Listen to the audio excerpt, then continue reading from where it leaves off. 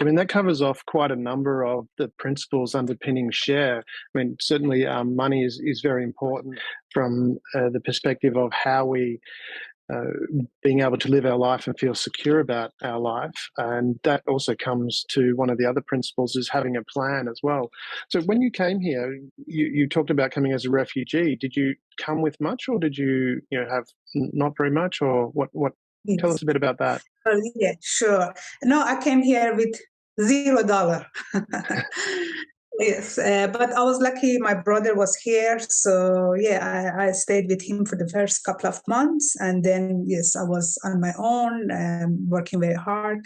Yeah, when I look back, I just think that okay, a lot of things that I did, maybe it seems very natural and normal here. Like I mean, okay, going to restaurant work and stuff, but from that culture and that background, it wasn't acceptable.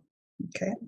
So to see a girl who is already educated now go to restaurant and work, it was absolutely was against the family values and the cultural things. But yes, I did what I had to do to survive, and even like study, and because I couldn't go to those English classes first because my case was under review to be granted permanent residency. So I remember at that time, I'm talking about 26 years ago, when I moved to Australia, there was no that way internet or AirPods or anything like that.